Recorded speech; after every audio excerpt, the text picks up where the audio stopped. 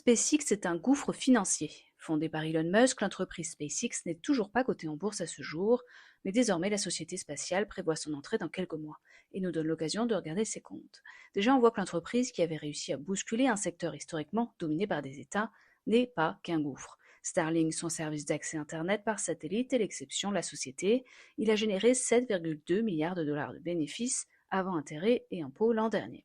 En revanche, ni le lancement de fusées ni l'intelligence artificielle xAI ne sont rentables. L'intelligence artificielle est même le plus déficitaire, ce qui n'est pas surprenant car son développement coûte très cher. Et bizarrement, ceux qui envisagent l'introduction en bourse de SpaceX s'en moquent, car ce n'est pas une opération classique. Elon Musk sollicite des financements pour concrétiser ses ambitions dans le domaine de l'IA, construire des centres de données orbitaux, et ses objectifs louables pour l'humanité ou pas intéressent même s'ils ne sont pas rentables. Ce qui est étrange est la valorisation de 2000 milliards de dollars que certains banquiers attribuent à SpaceX.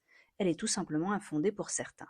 Mais d'autres s'en moquent car ce n'est pas un investissement rationnel, mais un pari émotionnel autour de Elon Musk. SpaceX est une vraie entreprise avec de vrais actifs, mais le prix demandé serait juste délirant par rapport à ses revenus et profits. Certains comparent même cela à une meme stock, comme GameStop autrefois, une action dont la valeur grimpe surtout grâce à l'enthousiasme collectif et la spéculation, plus qu'au fondement économique. Si SpaceX obtenait 2000 milliards de dollars de valorisation, cela la placerait parmi les plus grosses entreprises cotées du monde immédiatement. Et pourtant, SpaceX aurait fait moins de 20 milliards de dollars de chiffre d'affaires l'an dernier, un ratio énorme, non, de plus de 100 fois les ventes.